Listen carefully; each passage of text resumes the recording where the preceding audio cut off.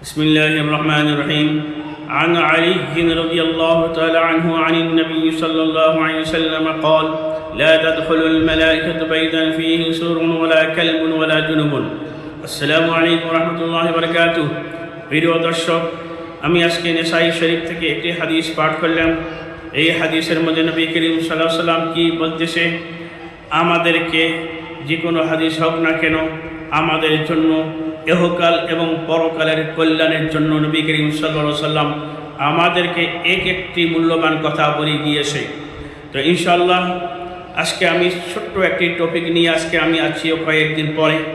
তার আগে একটি কথা বলবো, সেটা হলো ইসলাম ধর্ম মোকাম্মল এবং পূর্ণাঙ্গ হিসেবে আল্লাহ তাআলা আমাদেরকে দিয়েছে।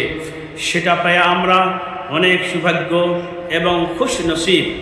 যাই হোক, নবী করিম সাল্লাল্লাহু আলাইহি ওয়াসাল্লাম আমাদেরকে প্রত্যেক সাইটে আমাদেরকে হাদিসের মাধ্যমে আমাদের অবগত করে দিয়েছে। নবী করিম সাল্লাল্লাহু আলাইহি ওয়াসাল্লাম এই হাদিসের মধ্যে তিনটি বস্তু নিজের বাড়িতে নিজের রুমে রাখার জন্য নিষেধাজ্ঞা করিয়েছে। যদি কেউ এই তিনটি বস্তু নিজের বাড়িতে বা নিজের রুমের মধ্যে রাখে, যার কারণে আল্লাহ তাআলা রহমতের ফেরেশতা এবং বারাকার ফেরেশতা নাজিল করেন না। গতিকে আমরা এই তিনটি বস্তুর থেকে আমরা বিরত থাকব। যা কিছু নবী করিম সাল্লাল্লাহু আলাইহি ওয়াসাল্লাম আমাদের করার জন্য বলেছে সেটাই করার নাম হলো দিন। আর যেটা না করার জন্য বা যেটা ব্যবহার করার জন্য নিষেধাজ্ঞা দিয়েছে সেটাকে বর্জন করা, এটার নাম হলো দিন। তো ইনশাআল্লাহ নবীর প্রত্যেকটা কথা আমাদের জন্য কামিয়াবি এবং কল্যাণ হয়ে আমাদের জন্য দুনিয়া এবং আখিরাতের জন্য কাম দিবে ইনশাআল্লাহ তাআলা। সর্বপ্রথম নবী করিম সাল্লাল্লাহু আলাইহি ওয়াসাল্লাম যেটা বস্তু নিষেধাজ্ঞা করেছে সেটা হলো ছবি।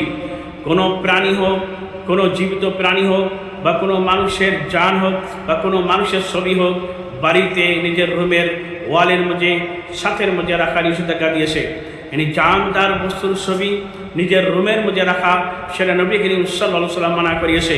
কেউ যদি কোনো জানদারের বস্তু, কোনো প্রাণী হোক বা কোনো মানুষের ছবি হোক বা এইরকম কোনো যদি জানদার ছবি যদি বাড়িতে বা নিজের রুমের মধ্যে কেউ যদি টাঙাইয়া হয়, যার কারণে রহমত এবং বরকতের ফেরেশতা সেই বাড়িতে অবতীর্ণ হয় না, বরং সেই রুমে যদি কেউ কোরআন কারীম বা জিকির আজকার করে, যার কারণে ফেরেশতা অবতীর্ণ হয় এই কোরআন কারীমের তেলাওয়াত শুনে, এবং যে ব্যক্তি জিকির আজকার করে, যার জিকির আজকার ফেরেশতা শুনে আর এইটা খবর আল্লাহর কাছে পৌঁছাইয়া দেয়, সেই ফেরেশতাও পর্যন্ত আপনার রুমে আপনার বাড়িতে অবতীর্ণ হবে না। গতিকে আমরা এই ব্যাপারে সাবধানতা অবলম্বন করা আবশ্যক এবং জরুরি। কেউ যাতে কোনো জানদার বস্তুর ছবি নিজের রুমের মধ্যে বাড়ির মধ্যে টাঙ্গাইয়া না রাখে। কেউ যদি রাখছেন, ইনশাআল্লাহ এই হাদিস শোনার পরে অনুরোধ থাকলেও যারা আল্লাহ এবং রসুল উপরে বিশ্বাস রাখেন, সে জানদারের ছবিটি বাড়ির থেকে সরাইয়া দিবেন ইনশাআল্লাহ তাআলা। 2 নম্বর যেটা এই হাদিসের মধ্যে নবী করিম সাল্লাল্লাহু আলাইহি ওয়াসাল্লাম মানা করিয়েছে সেটা হলো কুত্তা। অদরকারি কুত্তা বাড়িতে রাখা নিষেধাজ্ঞা করিয়েছে। কেউ যদি অদরকারি কুত্তা নিজের বাড়িতে রাখে, যার কারণে রহমত এবং বরকতের ফেরেশতা সেই বাড়িতে প্রবেশ করেন না। 3 নম্বর নবী করিম সাল্লাল্লাহু আলাইহি ওয়াসাল্লাম যেটা বলিয়েছে, কোনো বান্দা যদি স্ত্রী সহবাস করার পরে যেটা দুলুপি অবস্থায় থাকে, সে যদি সুস্থির কারণে বা অবহেলার কারণে অনেক দেরি করে গোসল করে, এমন দেরি করে যে নামাজের রক্ত পর্যন্ত বাহির হয়ে যায়, ওই রকম ব্যক্তি বাড়িতে থাকার কারণে রহমতের এবং বরকতের ফেরেশতা সেই বাড়িতে প্রবেশ করেন না।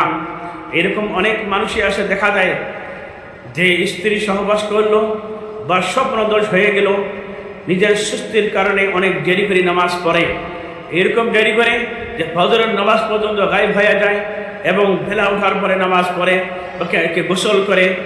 এইরকম ব্যক্তি যদি বাড়িতে থাকে, তাহলে রহমতের ফেরেশতা এবং বরকতের ফেরেশতা সেই বাড়িতে পা রাখেন না। দেখেন, রহমত এবং বরকতের ফেরেশতা ছাড়া কেউ চলতে পারবেন না ইনশাআল্লাহ। গতিকে আমরা এই 3টি কাজ এই হাদিসে যারা শুনতেছেন আমাদের এই ভিডিওর ছোট্ট একটি টপিকের মাধ্যমে, ইনশাআল্লাহ নাসাই শরীফের নবী করিম সাল্লাল্লাহু আলাইহি ওয়াসাল্লামের এই বাণী যারা শুনতেছেন, আজকে শুনি যদি কারো বাড়িতে যদি এইরকম ছবি থাকে বা এইরকম কুত্তা থাকে, বা আমরা নিজেও যদি এইরকম স্ত্রী সহবাস করি বা স্বপ্নদোষ হয়ে যায়, তাৎক্ষণিকভাবে যদি গোসল না করি, নিজের সুস্থির কারণে যদি দেরি করে গোসল করি, এই তিনটি কারণের জন্য রহমত এবং বরকতের ফেরেশতা প্রবেশ করেন না। আল্লাহ তাআলা সবাইকে হেফাজত করুক আর তিনটি এই খাসিয়ত থেকে আমাদেরকে বিরতি থাকার তৌফিক নসিব ফরমাক। ওয়া আখিরু দাওয়ানা আলহামদুলিল্লাহি রাব্বিল আলামিন।